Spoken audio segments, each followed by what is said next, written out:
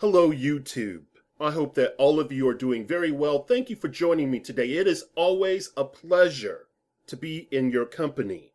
I was engaging in conversation with an associate of mine. It was centered around state and federal registration and community notification laws as it regards to sexual offense. Now, we both have had members of our family or close friends that have been sexually abused. We witnessed firsthand the struggles the victims had to overcome, no matter if the individual was violently attacked by a stranger or preyed upon by a trusted associate or adult. At the end of the day, many are left to walk a lifelong path of pain and grief. That's the bottom line. We were very invested in this conversation. Normally, there are certain topics of conversation I just do not feel comfortable with tackling with strangers or even casual associates.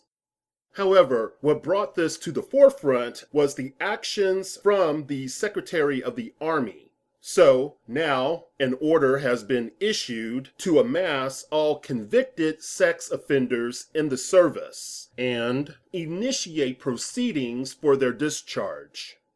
I see this as being a good thing. The Army should have made it a priority to purge these offenders during the enlisting process, so they never were within the ranks to begin with.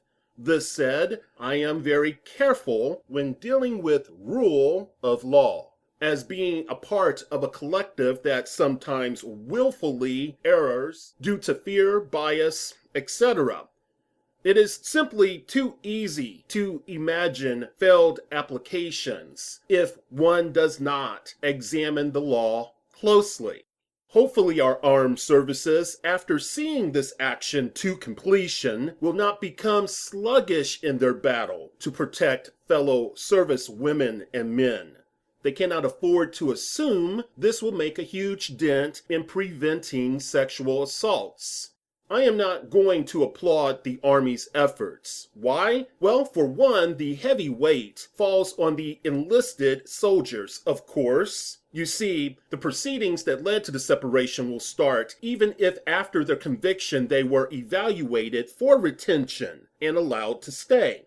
Yet, for warrant and commission officers, they will not face separation proceedings if they were already evaluated for retention after their conviction and retained. I cannot imagine how they can defend and rightfully explain away this move, so I guess we'll just have to wait and see. However, our system of registration. Of course, it is good to know when one is faced with the possibility of imminent danger. This said, we can see that with some refinement, banishment zone laws can be a good thing. The refinement is actually more of a question of if my claim of this being a good thing is valid. You see, admittedly, I am torn that these laws give a false sense of safety for the types that think laws solve all. Also, I can see a good argument being formulated that this action increases the likelihood of reoffense because it obstructs or impedes the offender's rehabilitation. This, of course, is not my only concern. However, I am willing to go out on a limb and claim that rational members within law enforcement, the non-criminal element within the ranks of the government officials, thoughtful child safety advocates, well-trained and thinking treatment providers and researchers can't be pleased with what we have currently.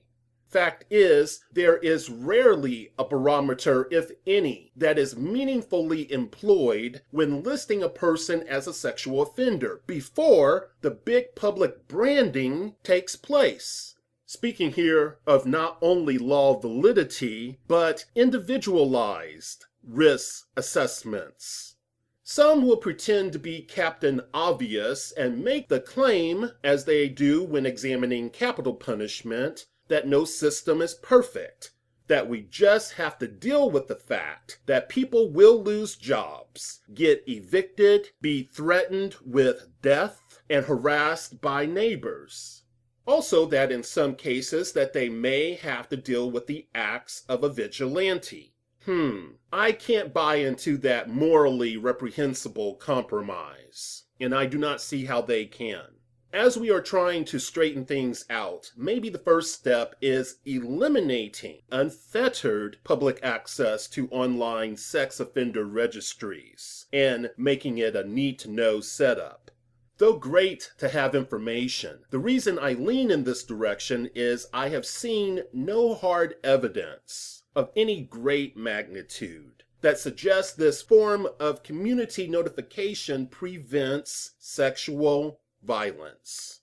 One thing that may be challenging to do when addressing a challenge of this magnitude is figuring out how we can cease the perpetuating of myths and how we can avoid failing to deal with complex realities. This is especially true when looking at sexual violence against children, where emotional tensions run high and the probability of irrational behavior mounts. If we are going to continue the support of a list, again, should we not look at the vast array of possible crimes that are under the umbrella of inappropriate sexual conduct, and only place the ones of a truly violent nature on the list? How can one see all statutory rape cases where the perceived victim was emotionally and mentally sound, where there was a small age gap and consent was given, to be something worthy of pursuit? If a relationship started before the one deemed an offender was of adult age, meaning it was essentially a teenage relationship, should it be worthy of a life sentence due to one crossing that magical barrier of legal age, which is determined by the interplay of culture and law, and not psychological maturity or necessarily common sense? Should one be subject to a life sentence considering what I shared? This is what happens with a person placed on a sexual registry. We currently do not have a method of allowing a person to be removed by their efforts. What better proof can we have that a person is not a threat than verifiable evidence where they show they do function in an upstanding way? Of course, there is always a possibility that just because they are not busted, that they could be a monster. However, I think it is likely that most people who have a record free from listings of violent sexual offense is due to them not being a menace to society. At least, if a person is permitted to show that they have capitalized on their positive potential, we could have some relief. Relief that even if a wrongful conviction occurs, they will not have a life sentence. Do you really want to live in a world where your silence equals complicit support for non-violent crimes such as consensual sex between teenagers, prostitution, and public urination? We as a society, too many times, fall for that one-size-fits-all, cease to make judicious moves, or employ discernment. Thank you for your consideration. Be well.